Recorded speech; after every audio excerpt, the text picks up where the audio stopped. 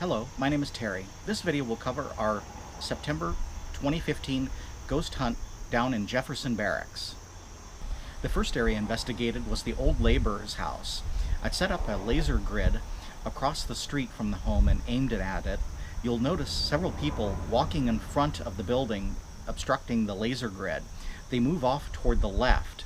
What I want you to watch for first is an intermittent white light that first appears over their heads. It vanishes, and then it reappears later after they've turned on their flashlights. This light is coming from an area where there is a woods. It can't be one of our group members. None of our group went into this woods, so it can't be a flashlight. And I don't think it's a car headlight either, because there would have been pairs of lights, and it would have also repeated itself as vehicles periodically go up and down the road systems inside the park throughout the night. But none of those showed up on the video because the camera is aimed in a different direction from where the roads are located. It's interesting that this light had shown up twice, but it appears differently in each of the two instances that it showed itself. This is also an area back by this grotto area where individuals have seen a phantom mist, a white misty figure back in this area in the overnight hours.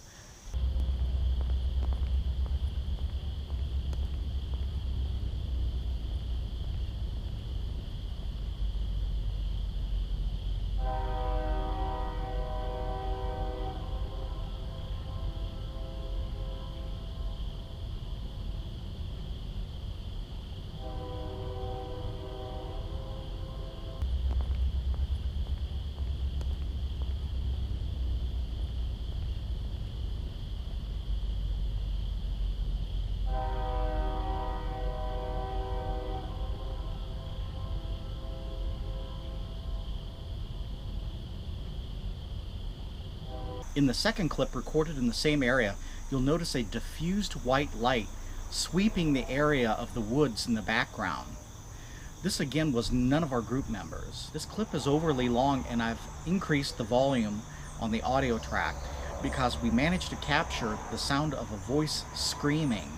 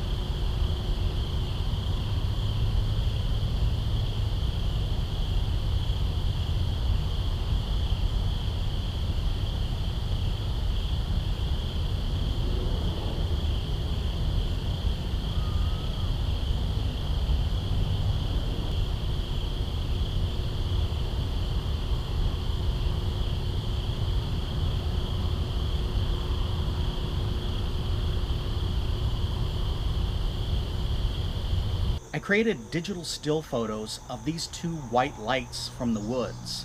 You'll notice that they're both different in appearance and in different locations. One is at a much lower elevation to the ground than the other, and one is a very tight focused white light and the other is very diffused.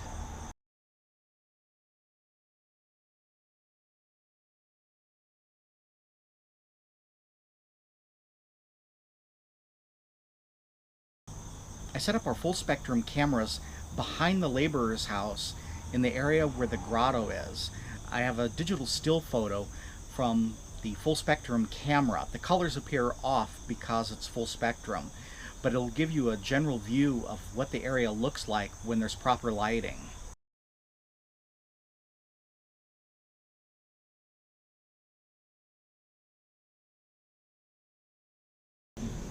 The next clip is extremely interesting. The high-powered green laser recorded an anomaly entering its field of view.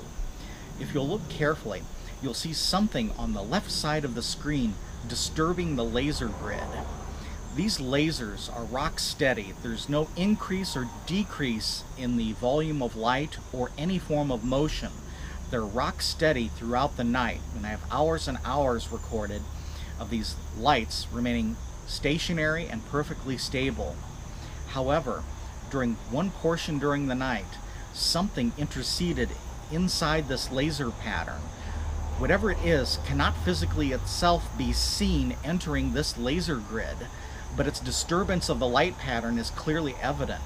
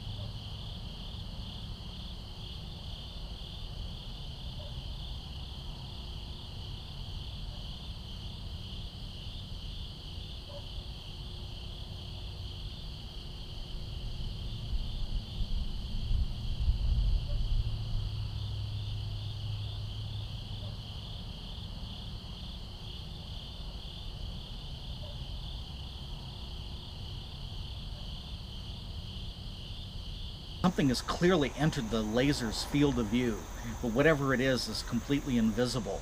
It can't be seen by the human eye, but whatever it is, it's obstructing the laser light, causing the light to scatter. This isn't the first time we've had this happen at Jefferson Barracks.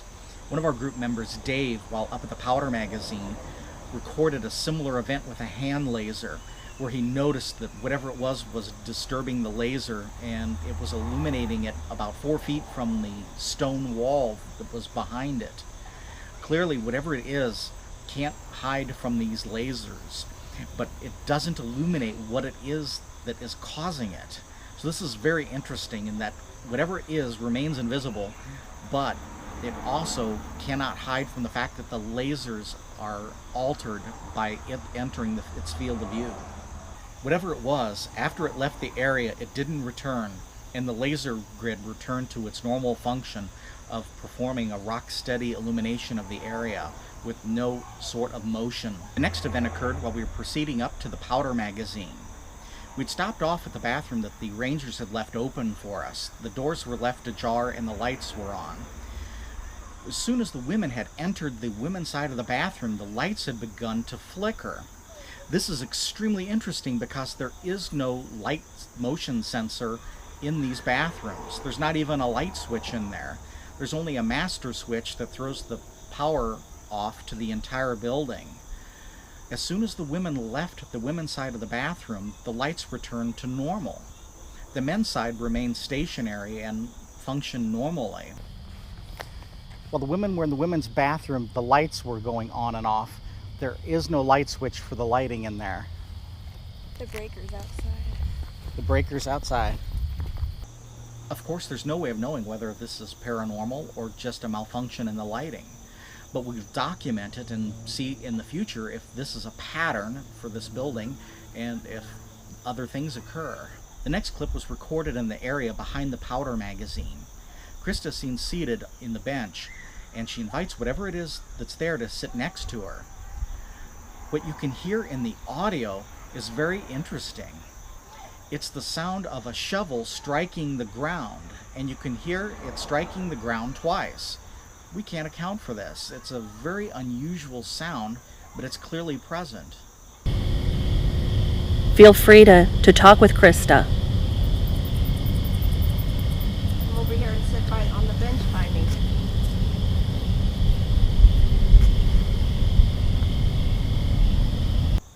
Krista then approached the main gate of the powder magazine. As soon as she stopped at the front gate, she felt something strike her on the back of the head. She asked if anyone had hit her in the back of the head, and everyone replied no, they didn't. This is also interesting because on a previous investigation, another sensitive named Margaret had made contact with someone in this area who she felt had been suffering from a head injury. It's unknown whether these two are related, but it's very interesting to note these similarities. Can you come up to the wall here? Did you just hit me in the head? No. No. No? No. I just felt. Oh, no. No. While seated at one of the park benches in this area, another person and I encountered an intense cold spot. When we asked if the people on an adjacent bench about 20 feet away were experiencing the same thing, they were telling us they were experiencing the opposite, that it was getting warmer where they were at. This is inconsistent because they were in a more open and exposed area than we were. Our area was in an enclosed canopy of trees, whereas they were out in the open. But we were experiencing an intense cold spot and they were getting warmer. Notice it just got colder? Yep. Did it just get colder where you're at? Well, did it just get cold?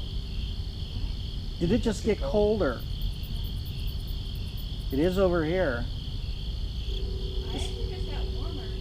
This is interesting. We're getting a lot colder. I don't know if you're in kind of an open refrigerator. It is. It's blustery cold here.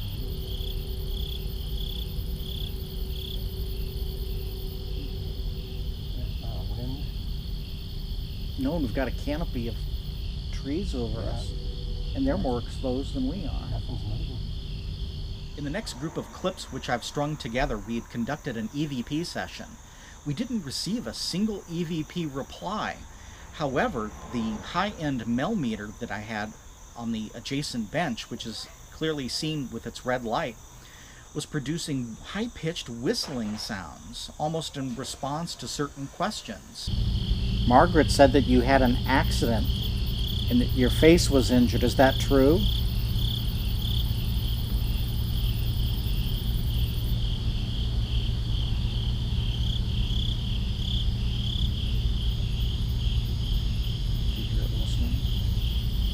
Were you buried in Jefferson Barracks?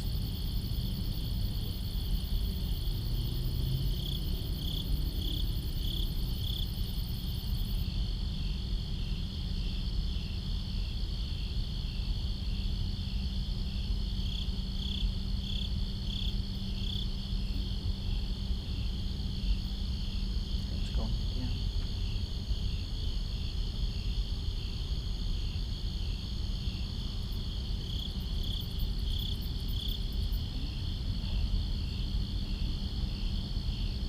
In this clip, the Mel meter can also be heard whistling, but if you listen carefully, you'll also hear the sound of rocks being struck together.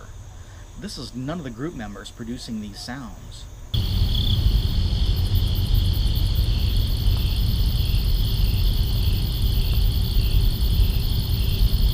It's like rocks banging together, but stealthy.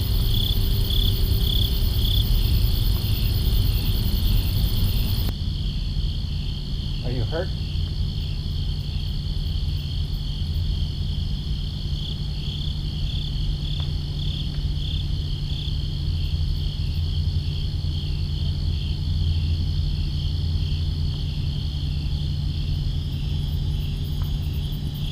It's going off again.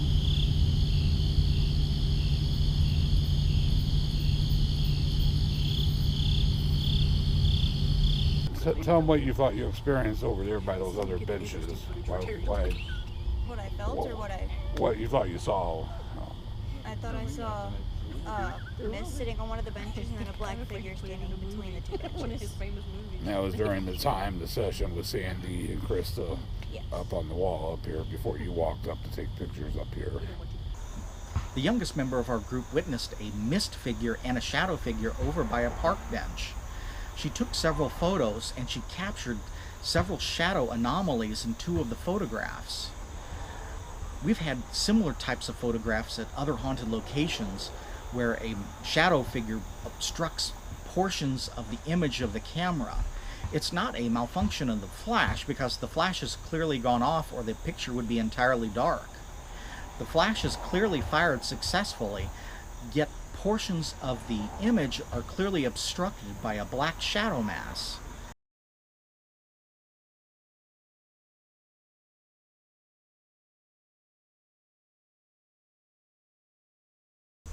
It's quite common for investigators to have personal experiences at Jefferson Barracks that are undocumented because there were no cameras running at the time.